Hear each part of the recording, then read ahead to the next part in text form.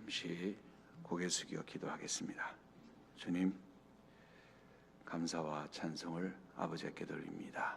부족한 종, 주의 말씀 가지고 섰사오니 부족한 종의 모습은 다 감춰주시고 하나님의 은혜와 긍휼로 덮어주시며 말씀을 증거하는 부족한 종이나 말씀을 받는 아버지의 귀한 양떼들이 한 가지로 은혜 체험받게 하옵소서. 이 시간을 아버지 앞에 의지하며 예수님의 이름으로 기도합니다. 아멘. 오늘 주의 말씀을 잠깐 보겠습니다. 그 후에 요한복음 5장 1절, 그 후에 유대인의 명절이 되어 예수께서 예루살렘에 올라가시느니라. 예루살렘에 있는 양문 곁에 히브리 말로 베데스다라고 하는 못이 있는데 거기 행각 5이 있고 그 안에 많은 병자, 맹인, 다리 저는 사람, 혈기 많은 사람들이 누워 물의 움직임을 기다리니 이는 천사가 가끔 못에 내려와 물을 움직이게 하는데 움직인 후에 먼저 들어가는 자는 어떤 병에 걸렸든지 낫게 되밀어라. 거기 36세 된 병자가 있더라. 예수께서 그 누우신 것을 보시고 병이 벌써 오래된 줄 아시고 이르시되 내가 낫고자 하느냐. 병자가 대답하되 주여 물이 움직일 때 나를 못에 넣어주는 사람이 없어 내가 가는 동안에 다른 사람이 먼저 내려가나이다. 예수께서 이르시되 일어나 내 자리를 들고 걸어가라 하시니 그 사람이 곧 나와서 자리를 들고 걸어가니라. 로마 제국에서 애굽에 이르기까지 지혜와 무용의 여신인 미네르바에게 헌신된 성전을 보려고 많은 사람들이 이곳에 참석하곤 했습니다. 그들의 신을 위해서 부유한 순례자들이 함께 모여서 예배의 중심지로 몰려듭니다. 아주 크고 놀라운 아주 평평한 제단 위에 놋뱀이 그 제단을 내려다보고 있고 술의 신 바커스와 다른 여신 다이애나가 서 있습니다.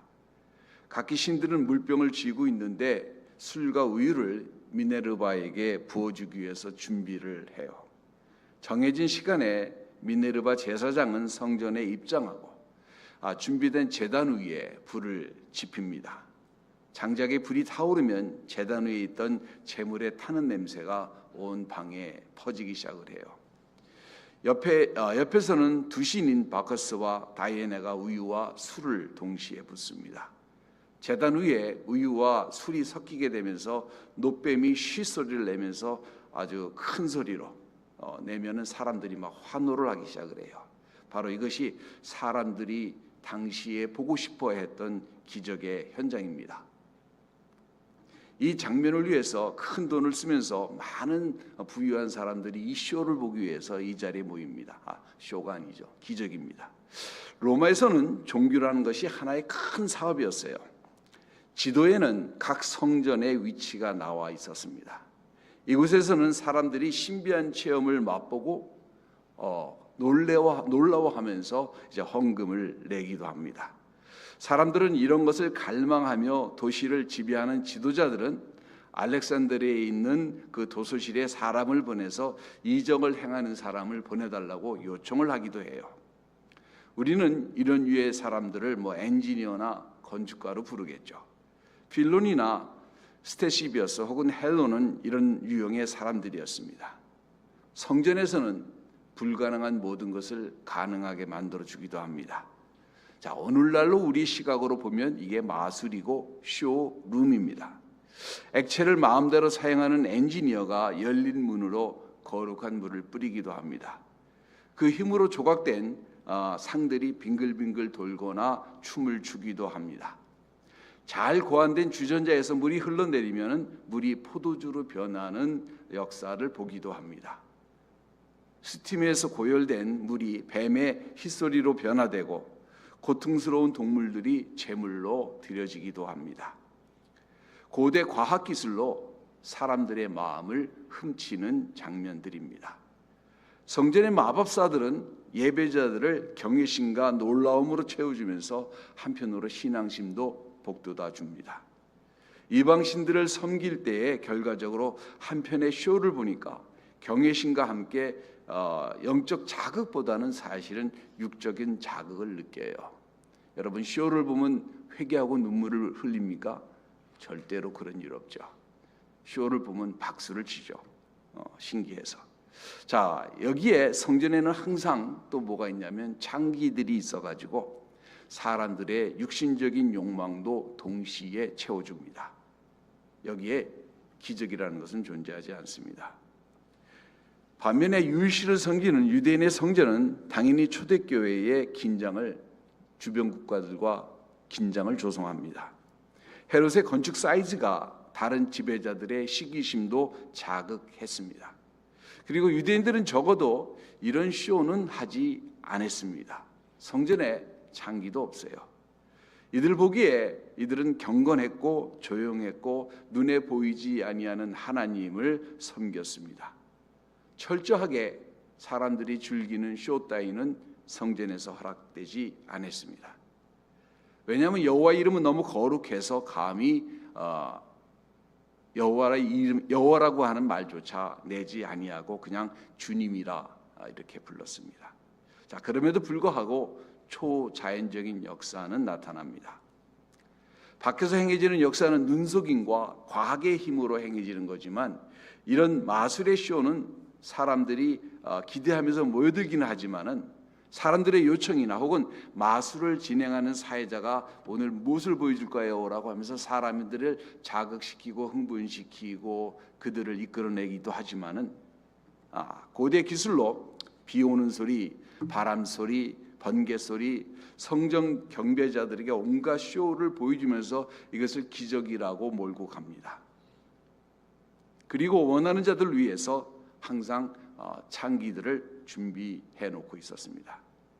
이방 신전에서 벌어지는 이적과 기사를 즐기는 1세기의 사람의 눈으로 보기에는 그래서 유대인들이 섬기는 하나님은 매우 독특하고 이상하게 보일 수밖에 없었어요. 자, 이런 쇼를 보고서 두려워하거나 이것을 보고서 신의 메시지라고 생각하는 사람들은 아마 단 한 명도 없었을 거라고 저는 생각을 합니다. 모든 신비 뒤에 있는 이유를 파헤칠 논리가 당시의 사람들에게도 있었다고 저는 생각을 합니다. 그러나 고대 사람들은 미신적인 성향도 많고 또 그런 것을 보면 꼭 사실인 줄 알잖아요. 예를 들어서 요새 그 TV에서 무슨 바닷가나 뭐 험한 산지에 가서 쇼를 하는데 사람들 몇 명이서 정글에 가서 막 하는 걸 보니까 하와이에 있는 나이 먹으신 교인분들이 하시는 말씀이 목사님 저 사람들 저거 위험하게 저런 걸 해요. 그래서 아니에요. 저 사람들 한 100여 명은 가 있는 겁니다. 뒤에 다 안 보여서 그렇지 가 있는 거예요. 그래도 아니에요 목사님 대여섯 명밖에 없어요. 근데 그렇게 믿는 분도 가끔은 있기는 할 거예요 아마. 예. 근데 아무튼 기적을 부인하거나 수상한 눈길로 보는 사람도 많았을 거라고 생각을 합니다.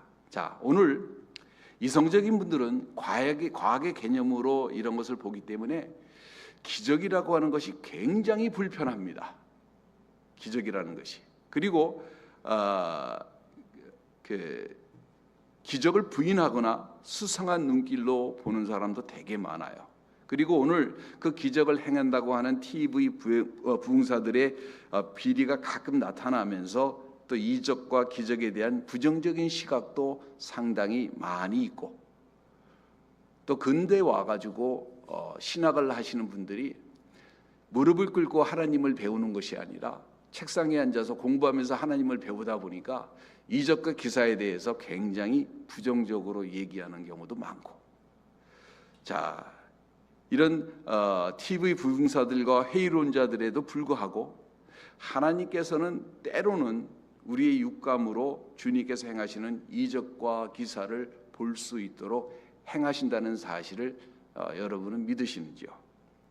그러나 기적이 매일같이 나타나는 것은 아니겠죠. 만약에 기적이 매일같이 나타난다고 한다면 이것은 기적이 아니라 아마 일상이 될 것입니다. 성경에 기적이 자주 등장하지만은 사실 역사적으로 보면 아주 드문 일입니다. 그분께서는 창조물과 교감하시기 위해 준비된 변화를 추구하실 때에 기적을 종종 행해 주십니다.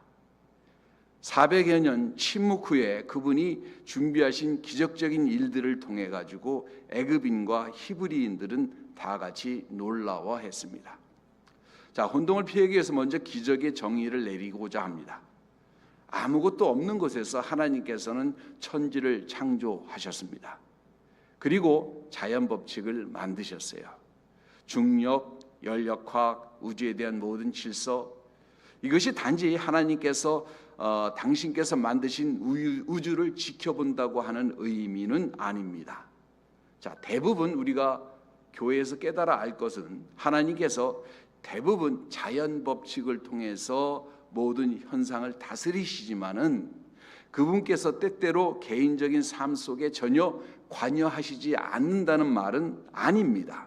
그래서 때때로 자연 현상을 거슬려서 개인의 삶에 당신의 영광을 나타내 주시기도 합니다. 이것이 기적입니다. 그럼에도 불구하고 창조물과 교감으로해서 기적을 자주는 행해 주시진 않는 것 같아요. 자, 그러나 신적 개입을 보면은 하나님께서 개입하실 때가 있는데 이것을 기적이라고 합니다. 사실 성경은 기적으로 가득 찬 책입니다. 성경 마이너스 기적이라고 그러면 남는 게 하나도 없습니다. 창세기에서부터 계시록까지. 신학자들은 이렇게 얘기를 해요. 아주 중요한 시기에 하나님께서 기적을 행하십니다. 예를 들어서 모세 때에 이스라엘을 세우기 위해서, 아니면 이스라엘이 망하기 직전인 엘리야와 엘리사 때에, 그리고 교회를 세울 때에 기적을 행하시지 더 이상 기적은 행하시지 않습니다. 은사는 없습니다. 이렇게 오늘날 신학교에서 가르칩니다. 근데 또 재미있는 것은 아주 달라스 세미너리라고 아주 보수적인 신학교인데 거기에 멍거라고 하는 유명한 신학자가 있습니다. 세계적인 신학자인데 이 사람이 귀신 쫓는 것을 체험을 했어요. 그러니까 은사는 다 없지만 귀신 쫓는 것은 아직도 존재한다. 재미있는 얘기입니다. 근데 성경에서 보면 아주 기적이라고 얘기할 수 있는 게 되게 많은데, 출애굽에서 보면은 출애굽기 14장 22절에 바닷물을 하나님이 가르시기도 합니다. 그 다음에 민수기 22장 28절에서 보면 당나귀가 말을 하기도 해요. 역대하 6장 6절에 보면 도끼가 물에 뜹니다. 다니엘서 보면 불못 속에서, 쇠를 녹이는 그 불못 속에서 사람들이 들어갔는데 하나도 타 죽지 않고 살아납니다. 마태복음에 우리 속담이 있는 것처럼 처녀가 임신도 합니다. 사실 여기 처녀가, 이사야가 계시를 받았을 때는 처녀가 임신한다는 게 이해가 안 되니까 결혼하지 아니하는 처녀가 임신하는 걸로 이렇게 썼어요. 그런데 마태는 그것을 동정녀가 아이를 낳았다고 이렇게 기록을 합니다. 그 하나님의 사람들도 때때로 감동을 받을 때 혼동이 와요. 왜냐하면 이 이적과 기적의 세계를 명확하게 이해하지 못하기 때문에. 자, 바로 이런 것들은 부정할 수가 없는 하나님의 기적들입니다. 당신께서 창조하신 우주에 개입하셔서 당신의 권위를 행사하시는 사건입니다. 바로 일상의 일에서 사람들에게는 아주 불가능한 일이고 행할 수 없는 일인데, 그런데 하나님과 가까이 있는 사람들은 이것을 좀 더 종종 이런 일들을 체험하곤 합니다. 자, 천사가 하나님에 대해서 이렇게 증거를 하십니다. 누가복음 1장 37절에 하나님의 모든 말씀은 능치 못함이 없느니라. 바로 이거예요. 에덴 동산에서 아담과 이브가 하나님의 명을 거역한 후에 세상은 변화되기 시작을 합니다. 첫 커플의 반란을 모방한 것 같이 창조된 이 세상도 똑같이 자기 원하는 대로 나갔습니다. 하나님이 창조하신 완전한 가정은 우리에게 고통을 주는 재난, 실망, 배고픔, 혼동, 질병, 고통으로 우리를 궁극적으로 창조의 하나님을 모욕하는 데까지 나가기 시작합니다. 사람들이 죄를 선택했기 때문에, 그리고 지속적으로 죄를 선택했기 때문에 우리는 지속적으로 인간적으로 불가능한 상태에 우리 스스로를 놓고 있는 것입니다.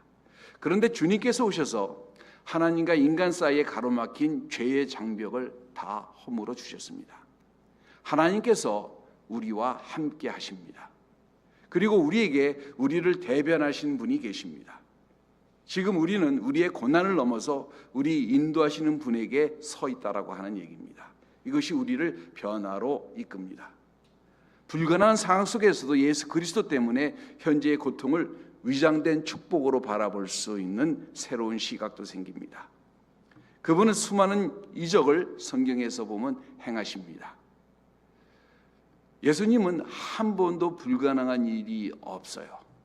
그런데 바로 사도 바울이나 베드로를 보면은 못 고치는 병이 많이 있죠. 하나님께서 은사를 주셨다고 해서 모든 병을 다 고치는 것은 아닙니다.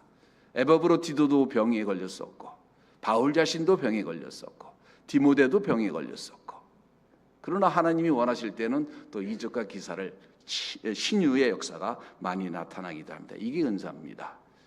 자, 오늘 은사를 얘기하는 시간이 아니니까 물을 포도주로 바꾸시는 물질계의 변화, 바다를 잠잠케 하시는 자연계의 변화, 죽은 자를 살리시는 변화, 영적인 변화를 보면은 이런 기적들로 가득 찬데 오늘은 그 사건 중에 하나를 보려고 합니다.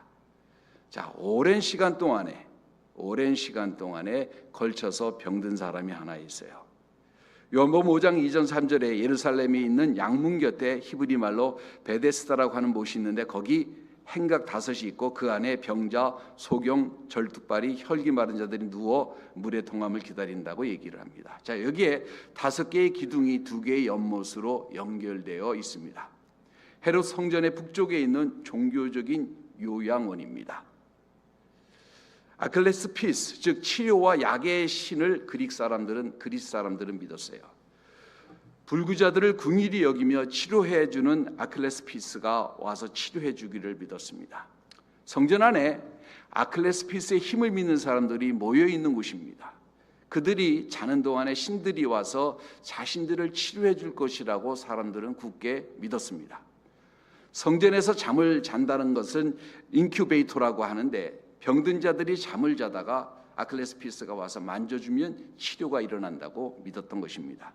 그가 만지면 다음날 건강하게 걸어 나갈 수 있다고 믿었기 때문에 많은 사람들이, 병든 사람들이 몰려들었어요. 절름발이가 걸어서 나갈 수가 있고 벙어리가 말하며 장님이 본다고 사람들은 굳게 믿었습니다. 많은 사람들이 이런 치료를 믿었어요.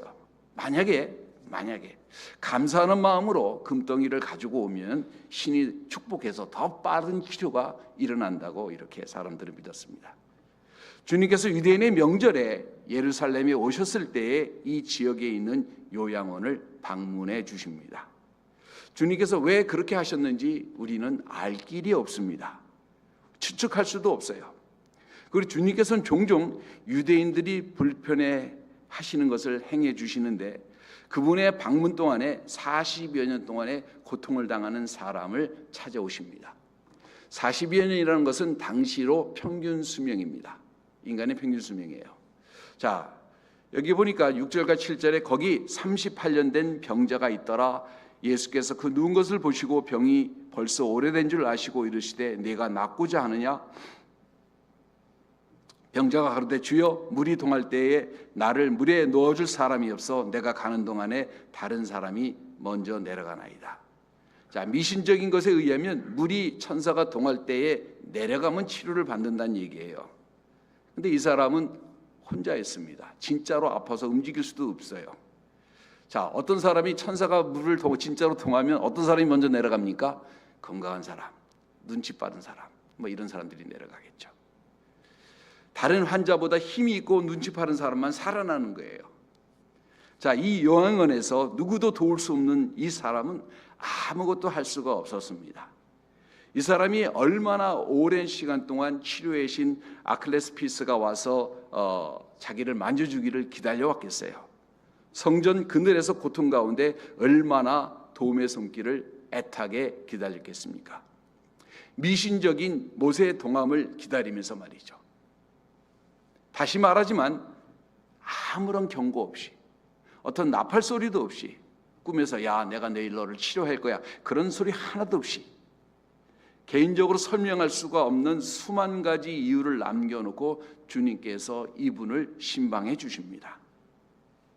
이 많은 사람 가운데, 다 고통 가운데 있는 이 한 사람에게 오셔서 주님께서 뭐라고 하셨냐면, 네가 낫고자 하느냐?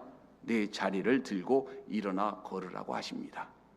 순간 뼈와 근육이 갑자기 강해지면서 수십 년 동안 하지 못했던 행동을 아주 자연스럽게 가면서 치료가 그 자리에서 일어납니다. 일어나서 자리를 정돈해 걸어 나오는 것입니다. 이 사람의 모습은 모든 사람들에게 놀라움을 주는 참된 기적이었습니다. 자, 그럼 주님은 왜 이런 이적과 기사를 행하셨는가? 왜 성경은 이런 기적을 설명하는 것인가?